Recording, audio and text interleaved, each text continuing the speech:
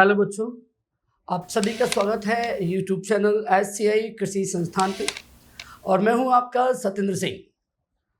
आज का चैप्टर है एंटोमोलॉजी, इंसेक्ट, कीट विज्ञान की बात करेंगे आज हम, क्योंकि ये ऐसा सेक्शन है आपके सभी एग्जामों के लिए जिससे कई प्रश्न आते हैं और कई बच्चे कर नहीं पाते हैं, क्योंकि इसमें थोड़ा सेक्शन समझने वाला है, थोड़ा सेक्शन साइंस की तरफ देखा जाता है। तो प्लीज़ आप इस वीडियो को अच्छी तरह देखें। आप इसके पहले ये सुन लें कि एंटोमोलॉजी क्वेश्चन कहाँ से आते हैं और किस प्रकार से आते हैं। हम इसमें एजी के हिसाब से अगर बात करें, देखो हमें इंसेक्ट वो पढ़ने हैं, हमें ऐसे कीट पढ़ने हैं जिनका क्रॉप से संबंध है, वो या तो क्रॉप को नुकसान पहुंचाते हो या क्रॉप के लिए लाभकारी हो। हम ऐसे इंसेक्ट पढ़ने वाले हैं केवल। अगर हम बायोलॉजी में आके देखें तो वहाँ एंटोमोलॉजी, वहाँ इंसेक्ट विज्ञान डिटेल में है, उनका पाचन तंत्र, उनका श्वसन तंत्र, उनका फिजियोलॉजी, उनका स्टडी करते हैं। उनमें कैसे मुखांग होते हैं, मुंह के कैसे प्रकार होते हैं, कैसे विंग्स होते हैं आदि का अध्ययन करते हैं। क्योंकि हमें यहाँ इसकी जरूरत बिल्कुल नहीं होगी। हमें ये यहाँ जरूरी होता है कि एंटोमोलॉजी में जो कीट हैं, कौन से कीट कौन सी फसल के लिए कैसे होते हैं, और अगर वो कीट जिस क्रॉप को नुकसान पहुंचा रहा है तो वो कीट की कौन सी स्टेज है, कौन से माउथ पार्ट अगर हैं तो कौन से माउथ, किस टाइप के माउथ पार्ट हैं, और फसल के कौन से भाग को नुकसान पहुंचा रहा है, वो इंसेक्ट कौन से ऑर्डर में है, कौन से फाइलम में है, और उस इंसेक्ट को कंट्रोल कैसे करें। कंट्रोलिंग की मेथड्स पढ़ेंगे, फिजिकल तरीके, भौतिक, रासायनिक, जैविक, कृषित, कई तरीके पढ़ेंगे। Physical, chemical, biological, agricultural method पढ़ेंगे आप डिटेल में। उसके बाद हम पढ़ेंगे केमिकल में, पढ़ेंगे जो केमिकल हम यूज कर रहे हैं इंसेक्ट में उसका मोड ऑफ कैसा है, मतलब प्रवेश आधारित कौन से अंग को नुकसान कर रहा है, mode of entry, mode of action, action कैसे कर रहा है, उसके आधार पर केमिकल अलग टाइप के होते हैं। केमिकली वो कैसा है, ऑर्गेनिक है, इनऑर्गेनिक है, वो प्लांट से मिल रहा है कि बनाया जा रहा है। तो इस प्रकार हम इस चैप्टर में ये बात करना चाहेंगे। चूंकि इसको हमने डिवाइड किया है 5 से 6 लेक्चर में। आपका पहला लेक्चर एंटोमोलॉजी का आज, तो थोड़ा बेसिक जानकारी ले लेते हैं। जो बेसिक जानकारी आपके जो छोटे एग्जाम हैं, स्टेट वाले हैं या अदरवाइज कोई आपका और एग्जाम है, उसके लिए सफिशेंट है। लेकिन हाँ बेटा, फिर भी आप ध्यान रखें, जितने मैं लेक्चर बोल रहा हूँ, लेक्चर 1, लेक्चर 2, लेक्चर 3, अगर आपको प्रॉपर नॉलेज चाहिए, प्रॉपर स्टडी कर रहे हैं, तो आपको पूरा स्टडी मालूम होना चाहिए। अभी मैं ज़्यादातर चैप्टरों की लेक्चर 1 डाल रहा हूँ ताकि आपको बेसिक मालूम हो। हम जब बेसिक कर लेंगे फिर अपन लेवल आराम से बढ़ाएंगे। करेक्ट है ना? ठीक है। तो जैसा कि आज हम पढ़ने वाले हैं एंटोमोलॉजी।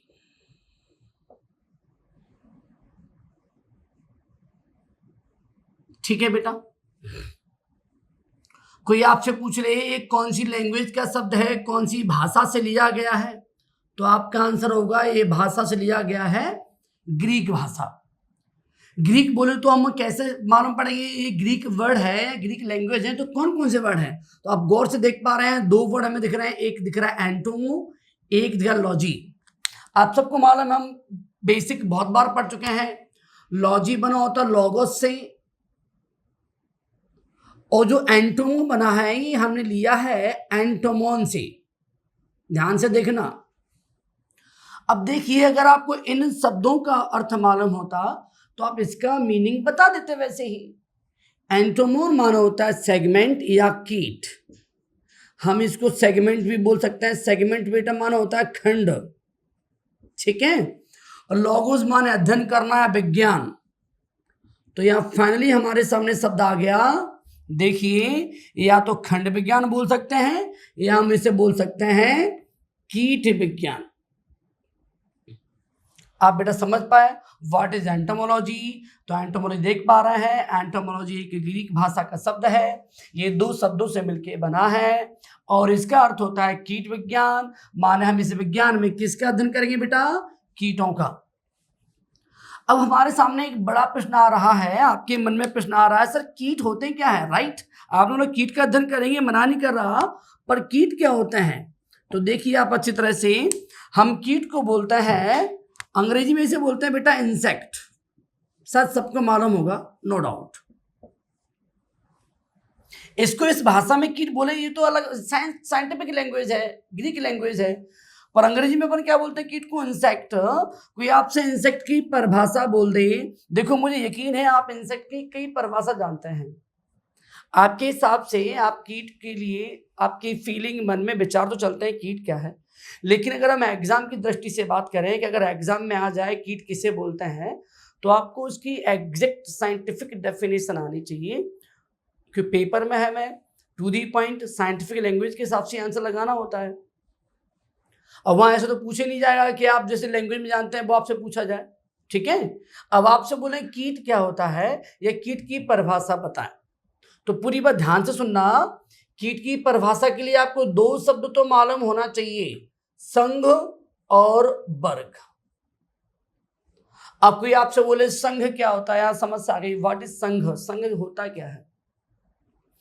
तो भैया आपको मालूम होना चाहिए, सभी को ध्यान रखना, सभी को हमने एक चीज मालूम होना चाहिए, हम किसी का भी जब जगत संघ निकालते हैं, माने उसका सिस्टमैटिक क्लासिफिकेशन करते हैं, माने हम किसी भी जंतु का, पौधों का, हर जगह हमें अगर पूरी बायोलॉजी में, पूरी एग्रीकल्चर में ये बार बार रिपीट वर्ड होंगे।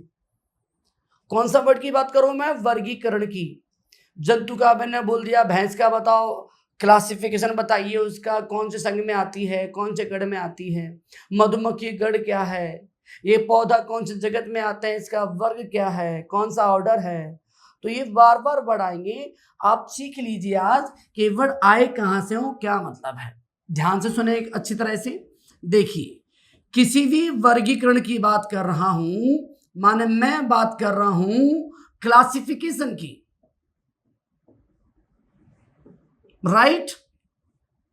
किसी भी वर्गीकरण में कुल 7 इकाइयां होती हैं, उनके नाम सुन लीजिएगा। एक है किंगडम,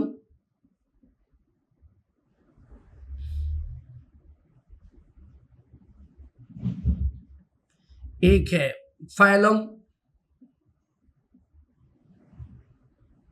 एक है क्लास, एक है ऑर्डर, एक है फैमिली,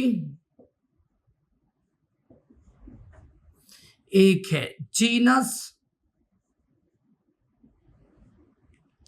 और एक बेटा है आपकी स्पीसीज। ठीक है, हम फाइलम को ऐसे कर सकते हैं, कोई दिक्कत नहीं है, ठीक है। अब आपने बोला किसी भी वर्गीकरण में कुल 7 इकाई होती हैं, 1 2 3 4 5 6 7। हिंदी मीडियम में देख लेते हैं, हिंदी में क्या बोलता है, इसे बोलते हैं जगत, इसे बोलते हैं संघ,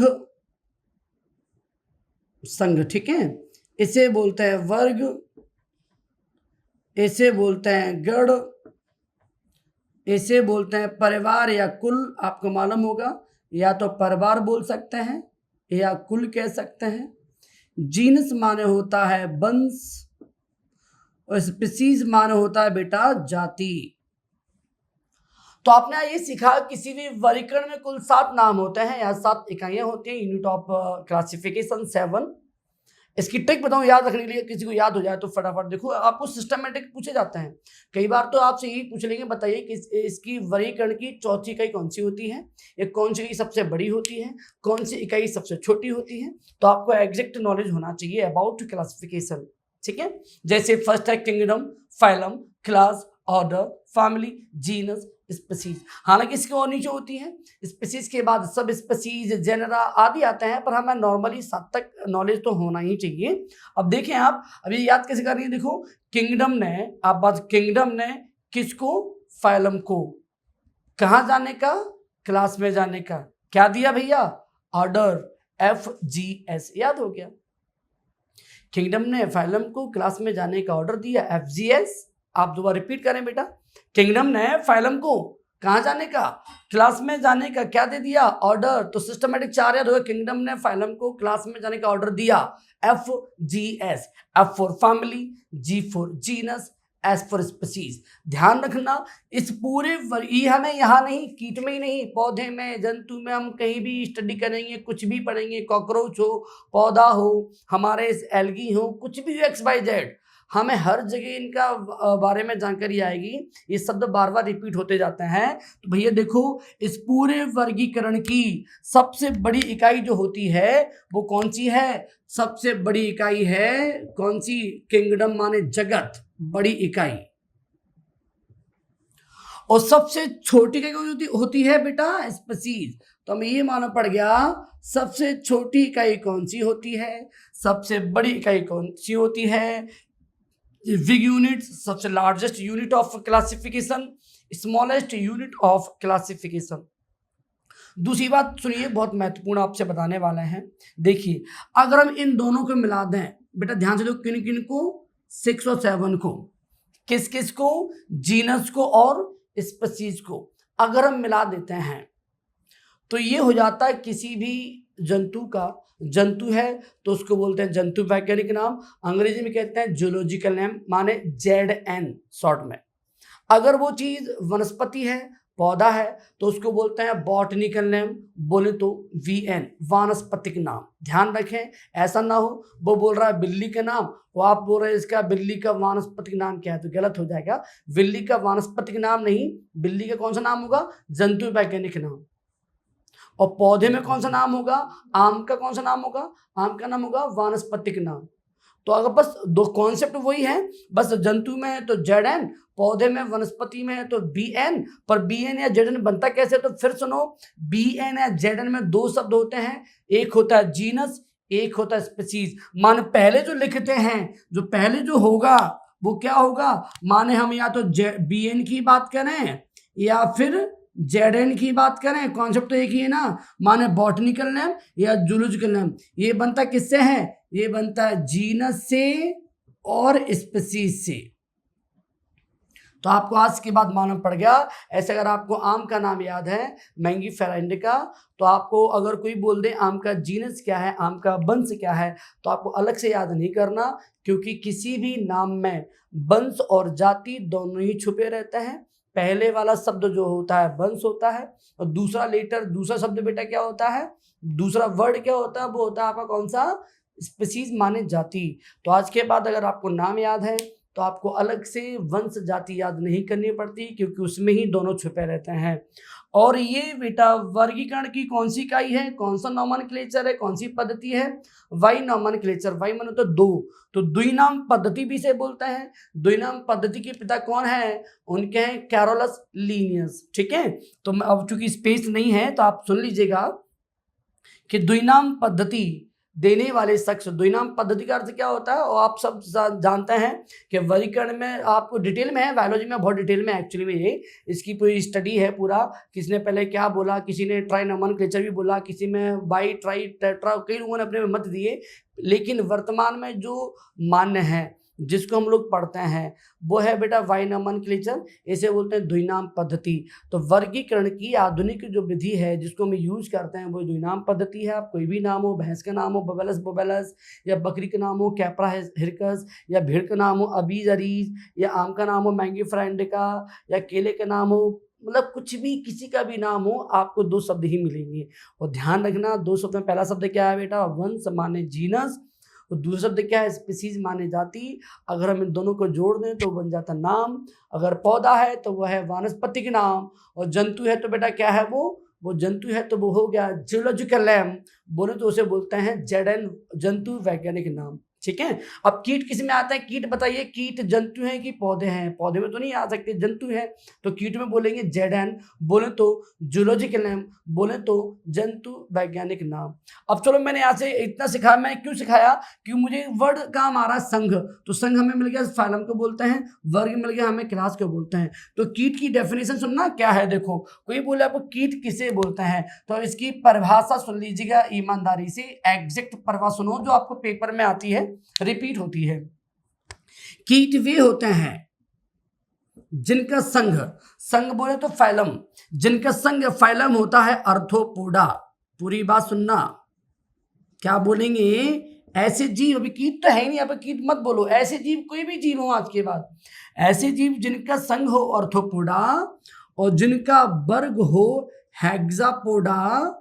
बहुत सारी बुक में हेक्सापोडा को एक नाम से और जानते हैं, या करके लिख देता हूं इंसेक्टा। तो जिनका संघ हो अर्थोपोडा, जिनका वर्ग हो हेक्सापोडा या फिर इंसेक्टा, और जिनमें मेटामॉर्फोसिस पाई जाती हो।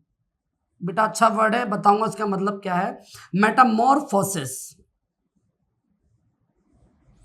इसको हिंदी में कहते हैं रूपांतरण, अभी लिख देता हूं। और जिसमें मेटामॉर्फोसिस पाई जाती हो, ये इंपॉर्टेंट वर्ड है, इस वर्ड में आता रहता है इसलिए मैंने वर्ड लिख दिया। हिंदी में बोलते हैं इसको रूपांतरण।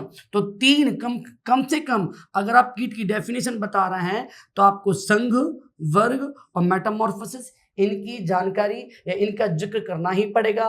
तो होगी आपकी फुल एंड फुल डेफिनेशन, नहीं तो आपकी डेफिनेशन परिभाषा गलत है, कंप्लीट नहीं है। फिर सुने, जिनका संघ ऐसे जीव जिनका संघ अर्थोपोडा हो और जिनका वर्ग हेक्सापोडा यानी इंसेक्टा हो और जिनमें मेटामॉर्फोसिस माने रूपांतरण पाया जाता हो, ऐसे जीवों को हम कहते हैं कीट। अब आपके मन में विचार आएगा, सर अर्थोपोडा क्या, हम कैसे पहचान अर्थोपोडा, क्या रटना पड़ रहा है आपको ये वर्ड? आप रटे नहीं, आप समझ लें। देखो पौड़ा मान होता है पैर, पौड़ा माने बेटा क्या होता है? पैर। यहाँ आप अर्थो सीख लो, यहाँ हेक्सा तो आपको आता है। एक बार मैंने आपको गिनती सिखाई थी, जिनको मेरे अगर पूरा लेक्चर नहीं ले रहे हैं उनको थोड़ा कॉन्सेप्ट में दिक्कत आएगा, क्योंकि एक लेक्चर में पूरा कॉन्सेप्ट नहीं आ सकता, आप जानते हैं। हर चैप्टर को आप देखेंगे तो कहीं कहीं कॉन्सेप्ट आपको मिलते रहेंगे, कहीं 2, कहीं 3, कहीं 4, तो वो करते करते एक सब्जेक्ट बन जाता है, एक नॉलेज बन जाता है। अब पॉसिबल नहीं कि हर जगह में कॉन्सेप्ट रिपीट होता जाए। मैं फिर बताऊंगा कि कॉन्सेप्ट होते हैं अथाह, माने कई सारे कॉन्सेप्ट हैं। कोई भी सब्जेक्ट अच्छा करने हैं तो हमको कॉन्सेप्ट का स्टडी होना चाहिए। कॉन्सेप्ट कभी एक क्लास में नहीं आता। आपको अगर मुझे जानना है, मेरे सब्जेक्ट को जानना है, आप मेरा अधिक से अधिक वीडियो देखिए, रिपीट कर करके देखिए, यकीन मानना आपको हर बार नई चीज़ मिलेगी।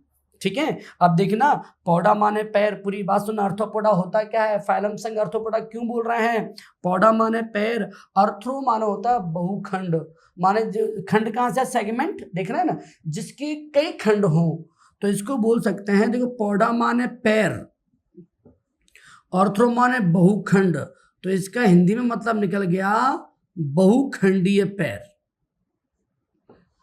माने जिनके पैर में कितने? एक खंड हो? नहीं, एक से ज्यादा खंड हो, मोर देन 1 खंड हो, ऐसे सेगमेंट, मोर देन 1 सेगमेंट हो, ऐसे पैर हो जिनमें कई खंड हो, उसे बोलते हैं अर्थोपोडा। इसका मतलब आप जान गए ना, पौडा माने पैर, हेक्सा माने 6, जिसके पैर बहुखंड हो और जिसके कितने पैर हो? 6 पैर हो। 6 पैर माने कितने जोड़े में? एक जोड़े में 2 होते हैं, तो जोड़े में 3 जोड़े। संख्या में कितने पैर हैं? 6, जोड़े में 3, तो हो गया ना डेफिनेशन। ऐसे जीव जिनके बहुखंडीय पैर हों, जिनमें 6 पैर माने 3 जोड़ी पैर हों और जिनमें रूपांतरण पाया जाता हो, ऐसे जीवों को कीट में रखा गया है। आपके हिसाब से डेफिनेशन जो बता रहे हैं वो ठीक है, आपके मन में है वो राइट, लेकिन अगर पेपर में आप देने जा रहे हैं, आप पेपर देने जा रहे हैं, कोई ऑब्जेक्टिव एग्जाम है, लिखना पड़ रहा है, तो आपको एग्जैक्ट ये बात लिखनी पड़ेगी। वो आपको इनके मतलब मालूम होने चाहिए, मतलब मालूम होंगे तो आप और अच्छा कर सकते हैं। ठीक है, तो इंसेक्ट क्या होता है, इसकी एग्जैक्ट परिभाषा क्या है। अब यहाँ पे मेरी बात सुनो, यहाँ एक शब्द और आ रहा है, आप बताओ क्या मैं यहाँ लिख दूं? चलो मैं यहाँ लिख देता हूं, पेस्ट किसे बोलते हैं? पेस्ट अलग से है, ऐसे अभी आपने पढ़ा कीट किसे बोलते हैं, राइट। अब मेरा आपसे प्रश्न है, पेस्ट किसे बोलते हैं?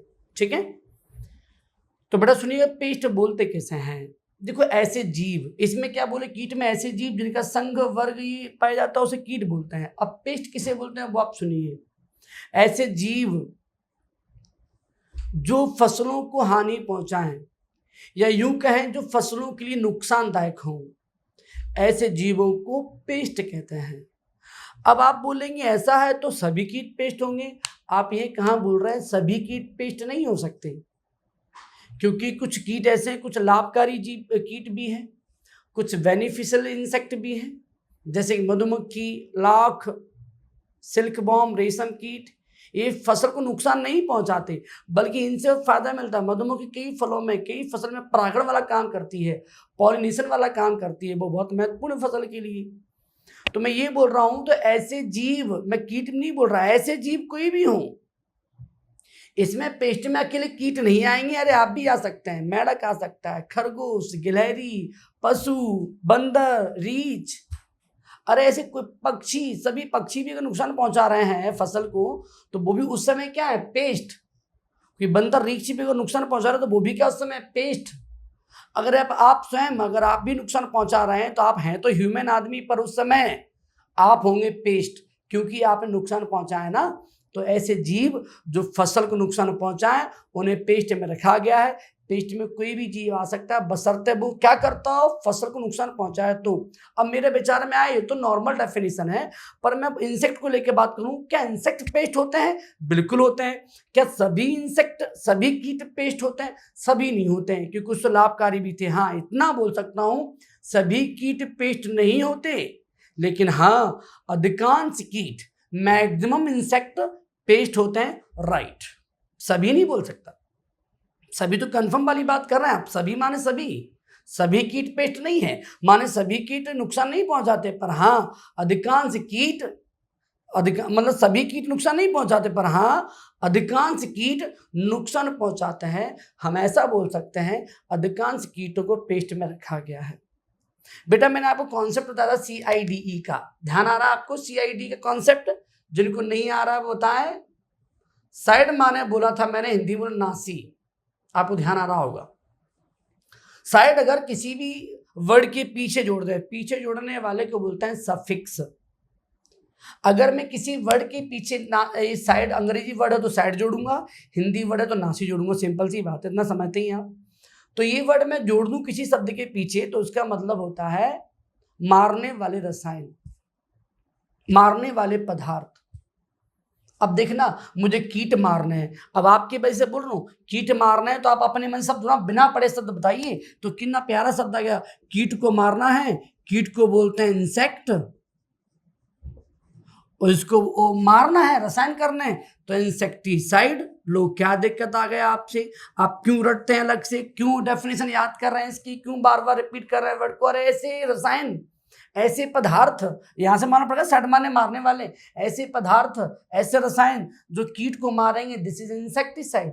एक बार में आ गया ना। अब मुझे पेस्ट को मारना है तो पेस्टिसाइड। क्या दिक्कत है आपको?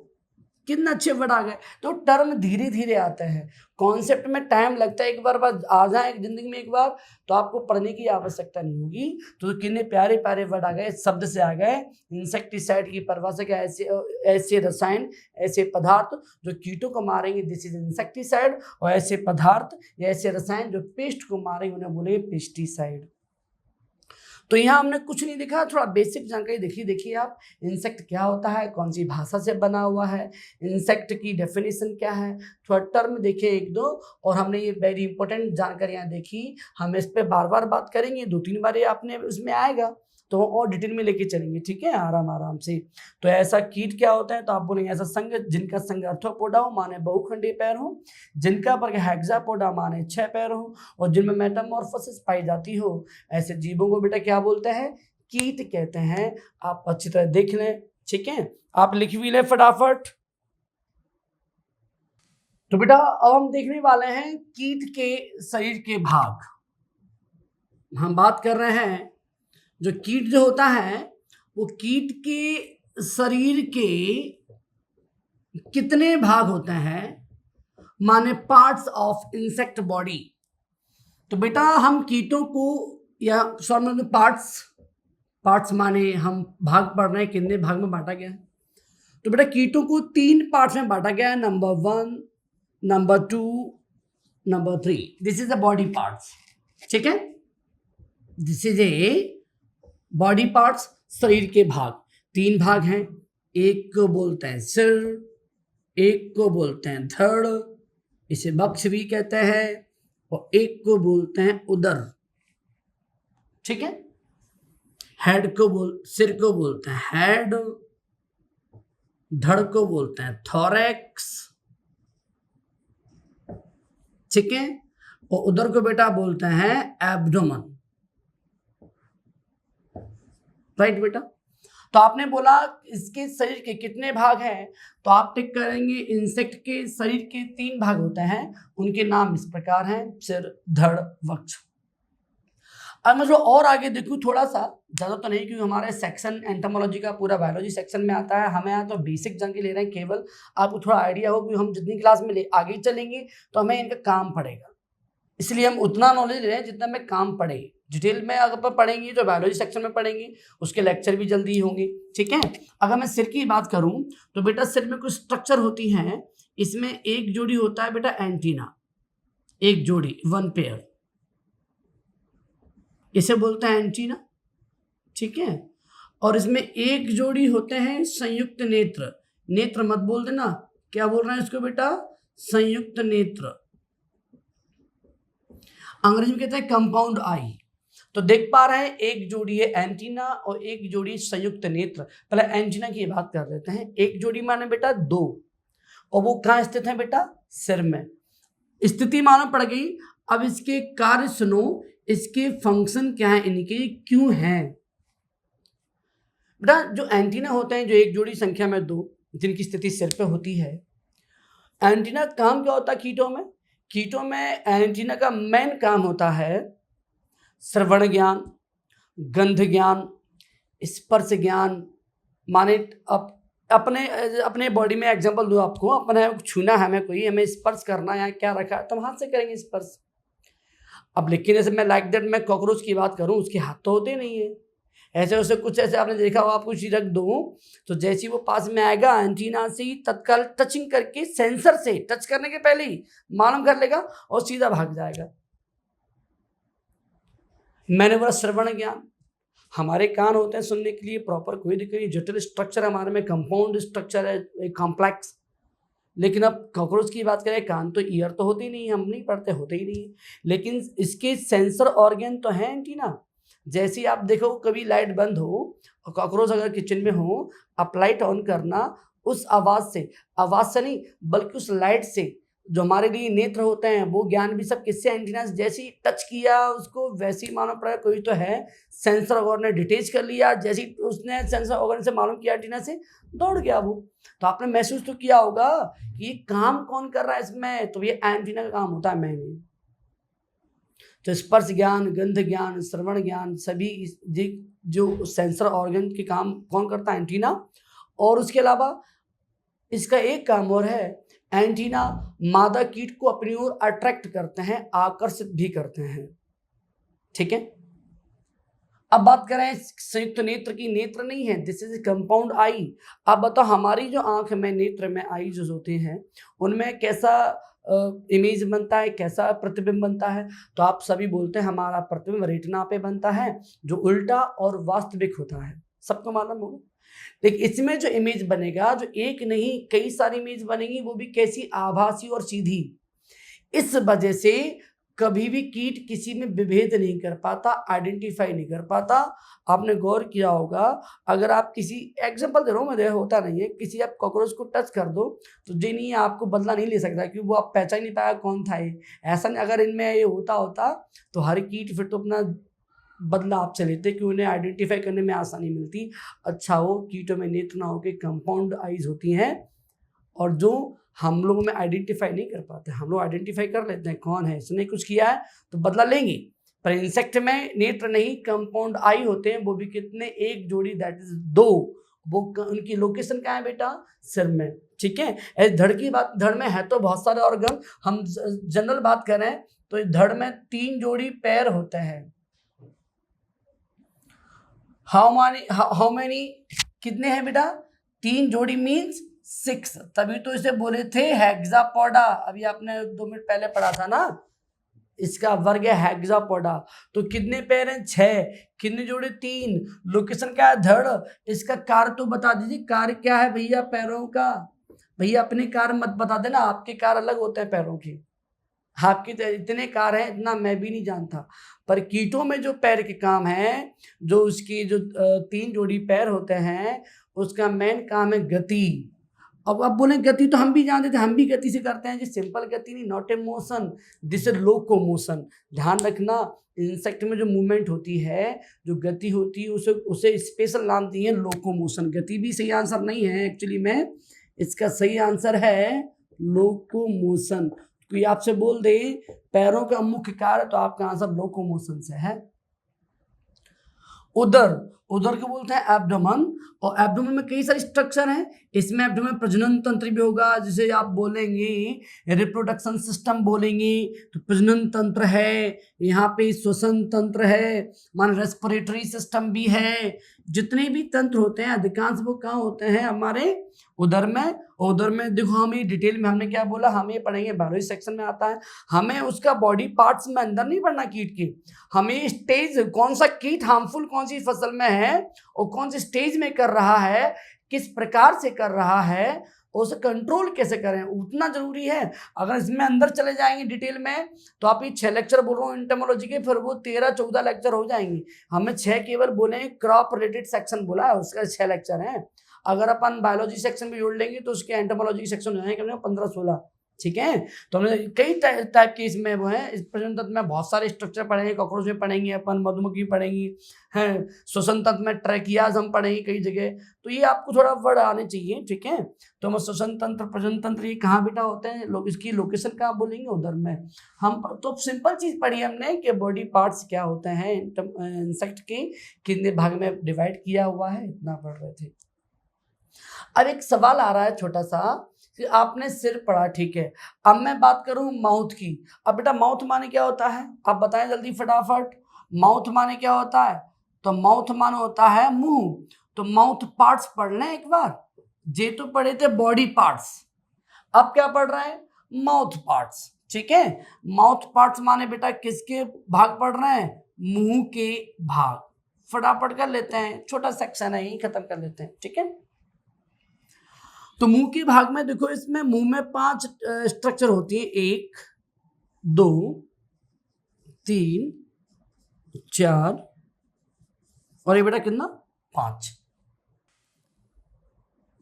अच्छा, एक काम करता हूं, मैं इसको यहां लिख देता हूं, ठीक है, कोई दिक्कत नहीं बेटा किसी को।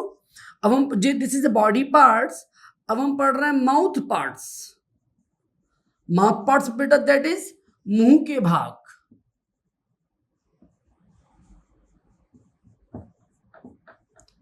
बेटा भी सभी क्लासें घर से कंडक्ट की जा रही हैं, क्योंकि आप सब जानते हैं कोरोना की वजह से कोई कहीं नहीं निकल पा रहा है, निकलना भी नहीं चाहिए। जितना भी हम लोगों पे जितना बने अपने घर में स्टे होम, घर में रह के जितना कर सकते हैं, ऐसे हम लोग पढ़ा सकते हैं, पढ़ा रहे हैं, आप लोग पढ़ सकते हैं तो पढ़िए, जितना अवॉइड हो, जितना कोशिश करें अवॉइड करो बाहर जाने के लिए, ठीक है।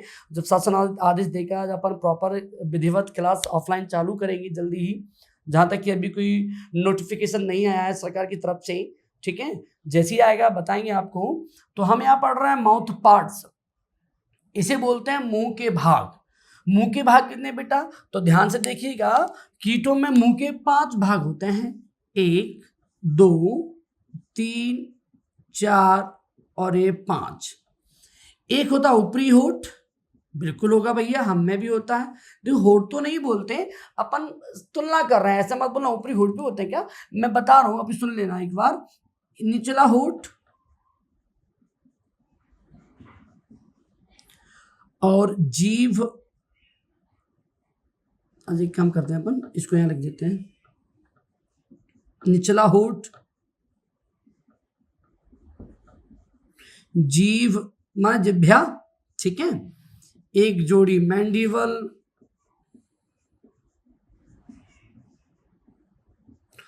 और एक जोड़ी मैक्सिलरी।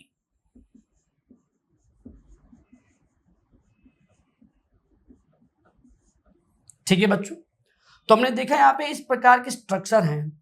अब आपके मन में आ रहा जिभ भी होती कीट में क्या, हाँ होती तो नहीं बेटा, लेकिन स्ट्रक्चर बोला टंग, ऐसा मैंने जैसे ऊपरी होठ, हमारे जो होठ हैं ऐसे इसमें स्ट्रक्चर, उसका नाम ध्यान कर लेना। जैसे ऊपरी होठ को कीट में बोलते हैं लैब्रम, तो वहां ऊपरी होठ तो आपको नहीं मिलेगा, वहां आपको लैब्रम मिलेगा। निचले होठ को बोलते हैं लैवियम,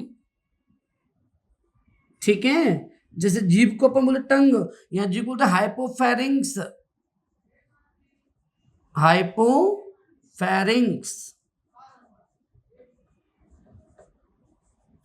और एक जोड़ी मैंडिबल, एक जोड़ी मैक्सिलरी। अब आपको देखने के कार्य क्या होता है, तो कार्य आप सुन लें, सभी की कार्य बहुत आसान है, अगर आप सुन लेंगे फिर भी आपको याद हो जाएगा, आप कभी नहीं भूलेंगे, ठीक है। वो सुन ले क्या होता है,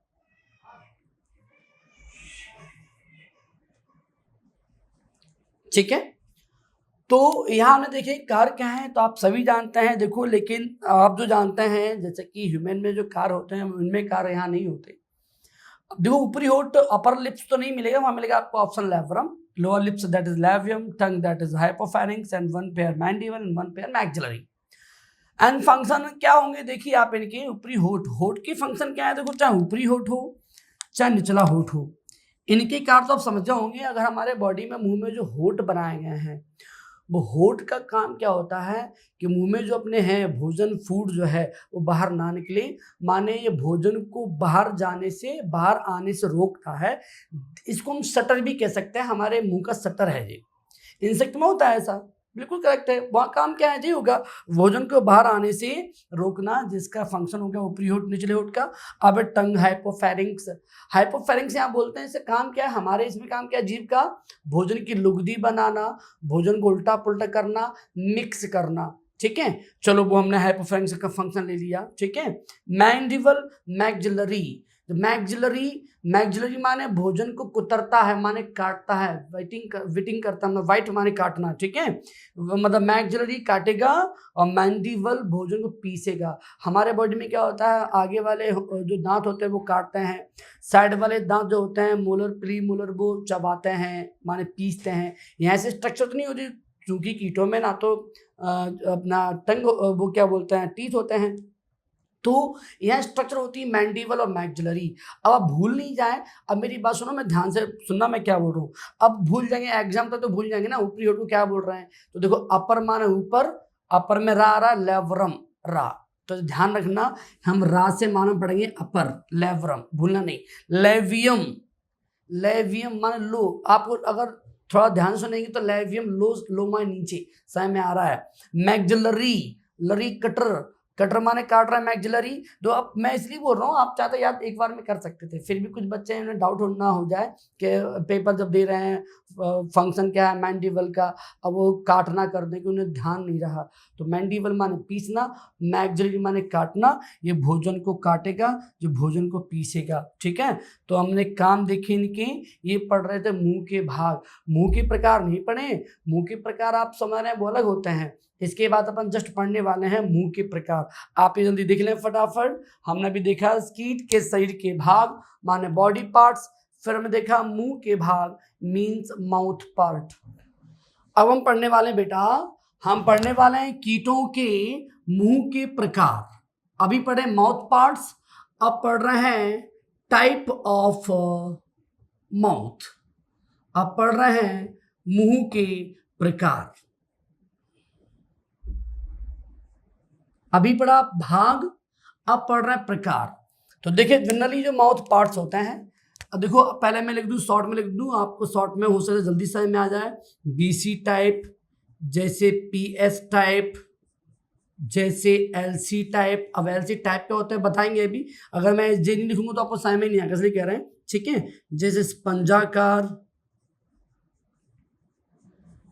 ठीक है, जैसे साइफनाकार, राइट। अब आप बोलेंगे बीसी पीस एलसी को लिखा क्योंकि आसान थे। अगर मैं हिंदी में लिखता आपको देखना, काटने व चबाने वाले मुखांग, इसे बोलते हैं चुभोने व चूसने वाले मुखांग, ठीक है। इसे बोलते हैं चाटने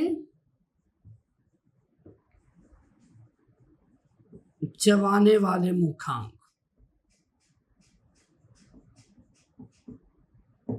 ठीक है।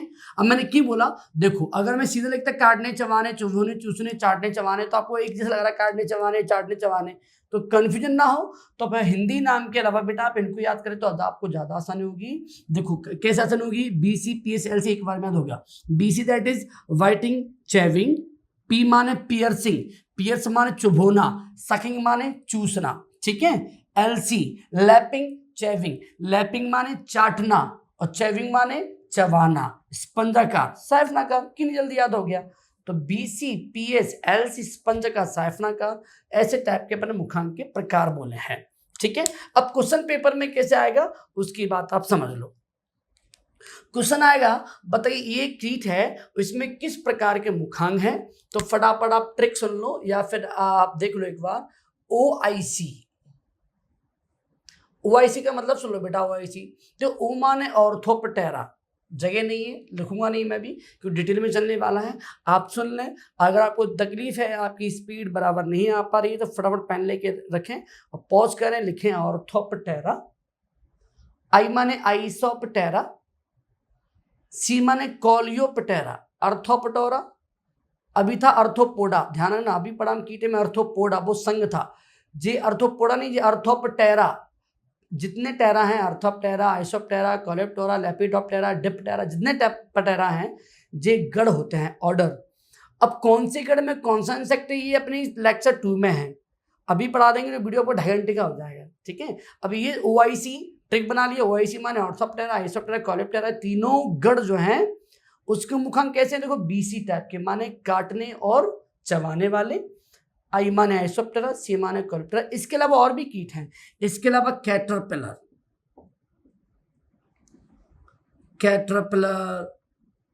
ग्राव, मैगॉट, इनके मुखांग भी कैसे हैं बेटा, इनके मुखांग में BC टाइप के हैं। अब आपके सामने फिर टेंशन, सर ये क्या होते हैं, ये तो चलो ऑर्डर होते हैं, गढ़ होते हैं, बता दिए, चलो समझ गए, लेकिन ये क्या होते हैं, कैटरपिलर, ग्रब, मैगॉट। बेटा ये होते हैं लार्वा स्टेज हैं। किसी कीट में लार्वा को हम कैटरपिलर बोलते हैं, किसी कीट के लार्वा को हम ग्रब बोलते हैं, और किसी कीट के लार्वा को मैगॉट बोलते हैं। अब कौन से कीट के लार्वा को क्या बोलते हैं, ये हम पढ़ेंगे stages of insect, stages of larva. तो स्टेजेस बहुत पढ़नी पड़ती है हमें, तो उसकी भी ट्रिक बहुत प्यारी ट्रिक है। आप तो बस जितना भी मैं पढ़ा रहा हूँ वहां तक फोकस करो। वही वाली बात है ना, मैंने कितनी बार बोला, अगर हम एक क्लास में सब कुछ करना चाहेंगे तो फिर कैसे काम चलेगा। अभी इतना, अब क्योंकि बीच में आ गए हैं एग्जाम्पल, छोड़ भी नहीं सकते। अगर इनको इनमें आ जाएंगे, इनको डिस्क्राइब करने लग जाएंगे डिटेल में, तो सब कुछ छूट जाएगा। तो जहां जो समय है वहीं की बात करेंगे। अभी ध्यान कर लो कि चलो ये लार्वा की स्टेजेज हैं, किसी लार्वा में कैटरपिलर बोलते हैं, किसी लार्वा को ग्रब बोलते हैं। तो कुछ कीटों के लार्वा और OIC गढ़ के सभी कीट, इनके मुखंग होते हैं इस प्रकार के, चुभोने और चूसने। इन्हीं में आता है हेमिप्टेरा, आपने सुना होगा हेमिप्टेरा। हेमिप्टेरा में आता है बेटा खटमल। ठीक है, खटमल के मुखंग बेटा कैसे होते हैं, इस टाइप के, आपने गौर भी किया होगा। ठीक है, इसी टाइप के होते हैं ना। पहले खटमल या जुआ क्या करेगा, पहले चुभोएगा, चुभोने के बाद फिर क्या करेगा, सक करेगा। मच्छर मक्खी भी ऐसे होते हैं, होते नहीं होते हैं। तो देखो स्पंजाकार में रख रहा हूं मैं मच्छर मक्खी,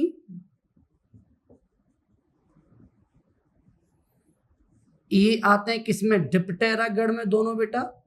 ठीक है, और साइफनाकार में आते हैं मोथ और बटरफ्लाई, बटरफ्लाई माने तितली। ठीक है, और ये आते हैं अपनी काय में लेपिडोप्टेरा।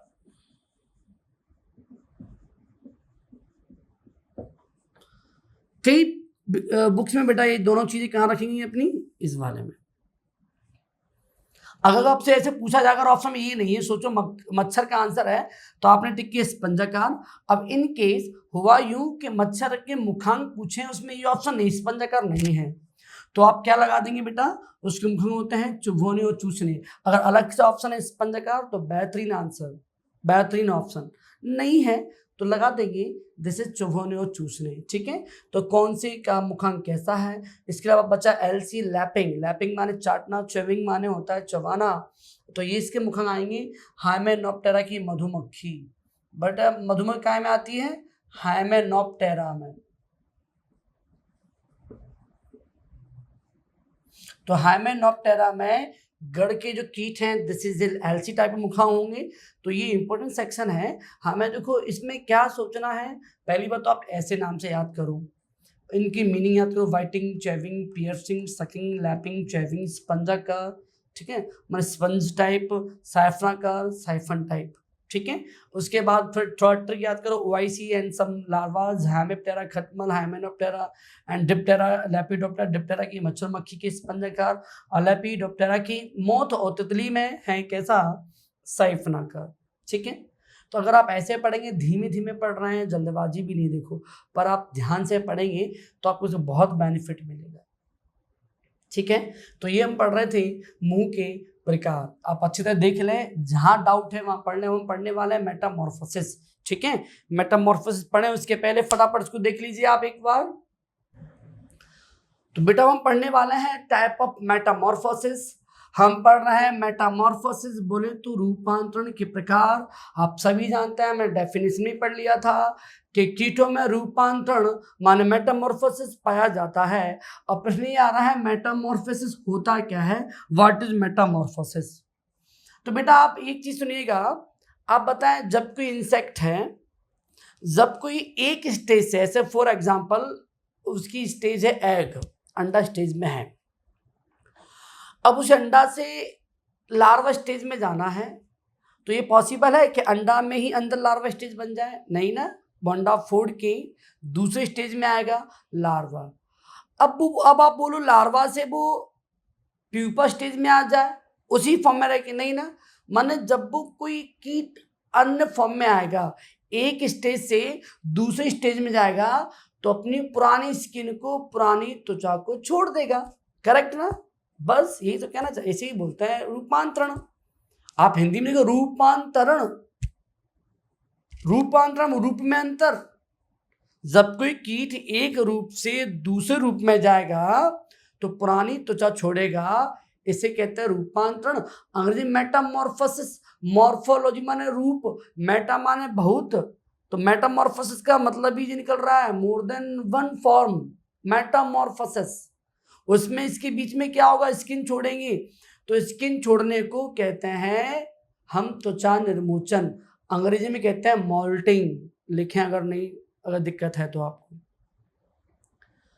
जब कोई कीट एक रूप से दूसरे कीट में मतलब फॉर्म में जाएगा, रूप में जाएगा, स्टेज में जाएगा, तो पुरानी त्वचा छोड़ेगा, और पुरानी त्वचा छोड़ने को हम कहते हैं बेटा क्या, मॉल्टिंग, त्वचा निर्मोचन। और जो त्वचा छोड़ दी है ना उसने, छोड़ी गई त्वचा, जो छोड़ना होता है वो उसे क्रिया को बोलते हैं मॉल्टिंग, पर छोड़ी गई पुरानी त्वचा को बोलते हैं निर्मोचित त्वचा, एक डिस स्किन।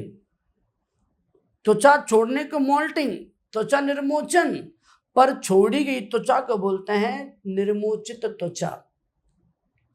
अब मेरी बात सुनना छोटी सी। अब ये सवाल आ रहा है कि चलो ये बात समझ में आ रही सर क्या होगा। अब मेरी बात सुनना, मैं यहाँ थोड़ा आपको एक चीज़ समझाने वाला हूँ। कोई इंसेक्ट है, माना कि उसकी 4 स्टेजेस हैं, अभी नाम लिखा नहीं मैंने, कोई नाम के हिसाब से यहाँ करेंगे। कोई 4 स्टेज है, 1 2 3 4। अब कोई इंसेक्ट इससे इसमें जाएगा तो एक बार स्किन छोड़ा, दिस इज मॉल्टिंग, इससे इसमें जाएगा एक बार और स्किन छोड़ेगा, मॉल्टिंग, इससे इसमें जाएगा फिर स्किन छोड़ेगा, मॉल्टिंग। माने अगर आपको मॉल्टिंग की संख्या पूछी जाए, अगर मैं बोलूं कितनी बार मॉल्टिंग हुई, तो मॉल्टिंग की संख्या, सुनना पूरी बात, मॉल्टिंग की संख्या होती है जितनी स्टेज है -1।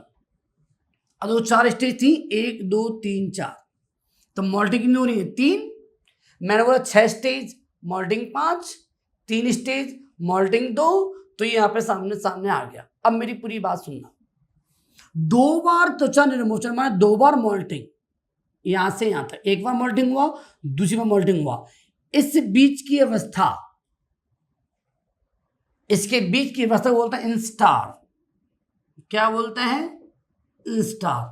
2 मॉल्टिंग के बीच की अवस्था बोल रहे हैं, तो अवस्था क्या निकालते हैं, जितनी स्टेज हो उसमें से 2 कम करेंगे, तो 1 कम करेंगे तो मॉल्टिंग आ जाएगा। अगर मॉल्टिंग दी हो आपको, माने मैं बोल दूं मॉल्टिंग -1, तो जाएगा स्टार। अगर मैंने बोला 2 मॉल्टिंग है, तो बेटा कितने स्टार हो रहे हैं उसके, तो उसके स्टार हो रहा है बेटा 2। मैं 2 बार मतलब 2 त्वचा निर्मोचन की अवस्था को बोलते हैं स्टार। अगर मैं स्टार निकालना चाहूँ अवस्था से, मैंने अवस्था दे रखी है, स्टेज आपको मालूम है इतनी स्टेज इसकी है, तो स्टेज -2 इक्वल टू स्टार। ये छोटी मोटी चीज है, कभी कभार कोई पूछ लेगा बताइए 3 स्टेज हैं तो कितने मॉल्टिंग होंगी, 2, और 2 मॉल्टिंग है तो कितने स्टार होंगे, 1, कि 2 की मॉल्टिंग के बीच की अवस्था को बोलते हैं स्टार। तो छोटी बात थी, आप समझें। तो मॉल्टिंग क्या होता है, इंस्टार क्या होता है, जब कोई कीट एक फॉर्म से दूसरे फॉर्म में जाएगा उसे क्या बोलते हैं, रूपांतरण की बात कर रहे हैं। ठीक है, रूपांतरण 3 प्रकार का होता है। एक होता है रूपांतरण रहित, ठीक है, एक होता है बेटा अपूर्ण रूपांतरण, ठीक है, और एक होता है आपका पूर्ण रूपांतरण। अगर मैं अलग वर्ड में बात करूं तो इसे बोलते हैं मेटामॉर्फोसिस। आपको मालूम है, अगर किसी शब्द के आगे ए जोड़ दो तो ए एक नेगेटिव प्रीफिक्स है, अर्थ उल्टा कर देता है। और जो मेटामॉर्फोसिस अगर मेटामॉर नहीं है तो उसका नाम हुआ ए मेटामॉर्फोसिस।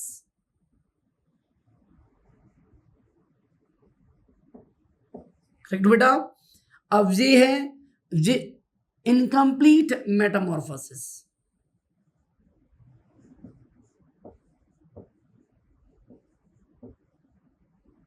समझ जाना आप, ठीक है। पूर्ण रूपांतरण, this is a complete Metamorphosis.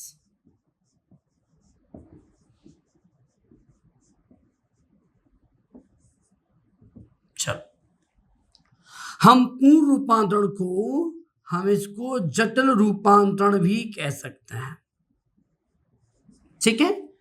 हम इस कई बुक में इस वर्ड को मेटामॉर्फोसिस के बाद बोलता है मेटाबोला। तो हम इसको या तो ये बोल सकते हैं या बोल सकते हैं इसको मेटाबोला। अब चूंकि इसमें नहीं हो रहा तो ए मेटाबोला, इसमें हैमी मेटाबोला, हैमी माने सेमी होता, सेमी माने आधा, इनकम्प्लीट, हैमी मेटाबोला, और दिस इज ओनली मेटाबोला। इस टर्म में आया तो मालूम होना चाहिए दिस इज कंप्लीट, तो मेटाबोला, हैमी मेटाबोला आधा और ए मेटाबोला नहीं हो रहा रूपांतरण, हम मेटामॉर्फोसिस या मेटाबोला या इस टाइप से इसको बोल सकते हैं। आप इसलिए जान रहे हैं कि मतलब क्या है।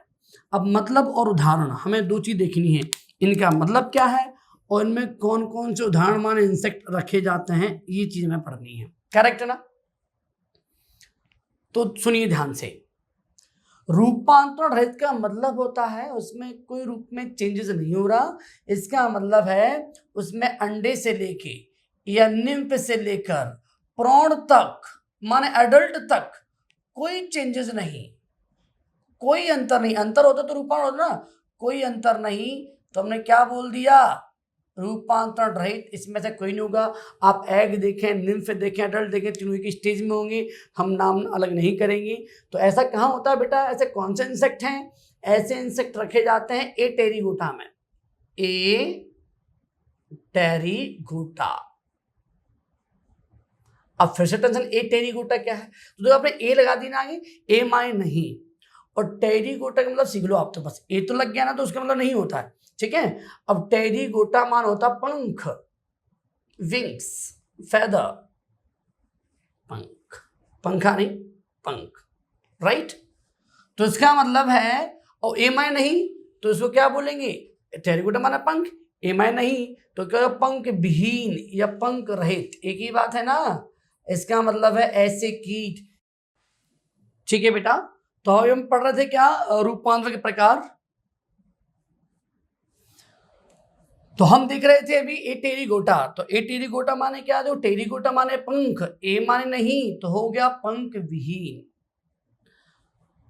तो इसका मतलब है ऐसे कीट जिनमें पंख नहीं होती, जिनमें जननांग नहीं होती, उन्हें रखा गया ए टेरिगोटा में। इनमें होता है कौन सा मेटामॉर्फोसिस, ए मेटामॉर्फोसिस, या यूं कहें ए मेटाबोला। और ऐसे कीटों में कोई भी स्टेज नहीं होती। अगर मैं बात करूं अपूर्ण रूपांतरण की आपसे, तो ध्यान से देखें बेटा, अपूर्ण रूपांतरण में होता क्या है, कीटों में 3 अवस्थाएं होती हैं।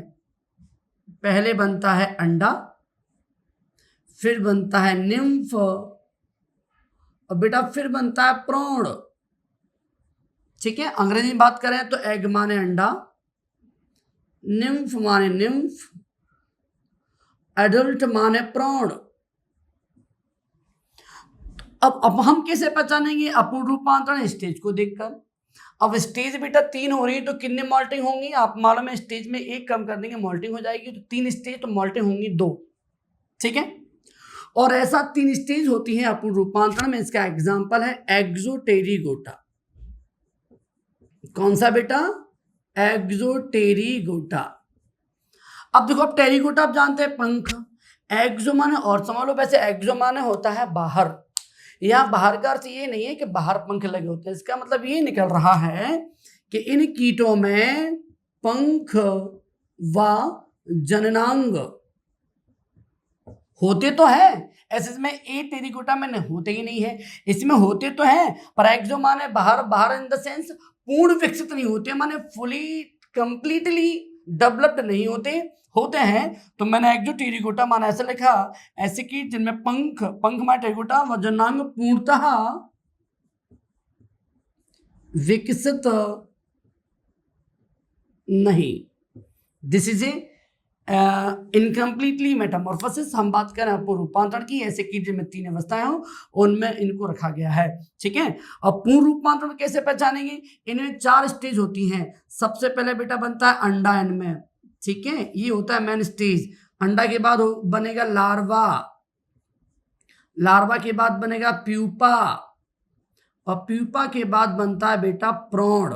इस प्रकार यहाँ कितने स्टेज हैं बेटा, 4। अगर मैं अंग्रेजी की बात करूं तो एग माने अंडा, लार्वा माने लार्वा, प्यूपा माने प्यूपा, और दिस इज अडल्ट, राइट बेटा, ठीक है। अच्छा, अब बहुत सी बुक में क्या होता है, प्यूपा स्टेज को हम बोलते हैं कोकून, तो हम इसे कोकून भी कह देते हैं, ध्यान रखना, ठीक है। तो इस वाले कंप्लीटली मेटामॉर्फोसिस वाले इंसेक्ट में इस रूपांतरण में कुल 4 स्टेज होती हैं। और क्वेश्चन यहां से कैसे आएगा, क्वेश्चन ऐसे आएगा, बताइए कितनी स्टेज होती है, 4। आप क्रम पूछे, तीसरी स्टेज का नाम क्या है, प्यूपा, दूसरी स्टेज का नाम क्या है, लार्वा। अच्छा, यहां से क्वेश्चन और कैसे, टफ क्वेश्चन कैसे आएंगे, बताएं कीटों की कौन सी अवस्था हानिकारक पहुंचाएगी, या इस कीट की कौन सी अवस्था में फसल को नुकसान होगा। अब यहाँ आपको ये सीखना होगा कि कौन सी कीट में कौन सी स्टेज हानिकारक है। हालांकि नेक्स्ट लेक्चर में ये होगा कि इस स्टेज में ये कीट की ये स्टेज हार्मफुल है, इसमें बहुत नुकसान पहुंचाएगी। हालांकि शॉर्ट में ये समझ लीजिएगा, देखिए इस स्टेज में बोले तो प्यूपा या कोकून स्टेज में कीट ना तो बेटा खाता है ना वो चलता है, इसका मतलब इस स्टेज में कभी भी इंसेक्ट नुकसान नहीं पहुंचा सकता। देखो ज्यादातर स्टेज, सबसे ज्यादा नुकसानदायक स्टेज है लार्वा, कई किसी कीट में लार्वा भी हानिकारक है और एडल्ट प्रौढ़ भी हानिकारक है। तो हमें यही तो पढ़ना होगा कि कौन सी इंसेक्ट में कौन सी स्टेज हार्मफुल है। अगर आप कहीं भूल जाएं, आपको नहीं बने और 4 ऑप्शन दिए गए हैं, आप भूल जाएं, तो यकीन मानना इसको मिस मत करना। अधिकांश इंसेक्ट में सबसे हार्मफुल स्टेज होती है लार्वा। किसी किसी में अंडा भी होती है, किसी किसी में प्रौढ़ भी होती है, लेकिन मैक्सिमम लार्वा या लार्वा प्लस अडल्ट दोनों ज्यादा हानिकारक हैं। अभी आपने 2 मिनट पहले सुना था लार्वा कौन से होते हैं, जो कैटरपिलर, ग्रब, मैगोट, ये भी तो लार्वा थे। अब उन्होंने बोला इस कीट की हानिकारक अवस्था, उसमें आंसर कैटरपिलर है। अब आप बोल रहे हैं कैटरपिलर क्या है, तो भाई कैटरपिलर, ग्रब, मैगोट ये लार्वा है। अभी अपन पढ़ेंगे कि कौन से इंसेक्ट के लार्वा को कैटरपिलर कहते हैं, कौन से इंसेक्ट के लार्वा को ग्रब कहते हैं, कौन से ऐसे मक्खी की बात करें, मक्खी में ज्यादातर लार्वा मैगोट बोलते हैं। वो अलग बात है, सफेद मक्खी अफवाद है, सेफ फ्लाइयारा मक्खी जो सरसों में लगती है वो अफवाद है, वो बात की बात है, सेक्शन बहुत लंबा खिंच जाएगा। अभी आप ये समझ लो कि 4 स्टेज होती है पूर्णता रूपांतरण में, और ऐसे इसका एग्जाम्पल बेटा होता है एंडोटेरिगोटा। एग्जाम्पल क्या है बेटा इसका, एंडोटेरिगोटा।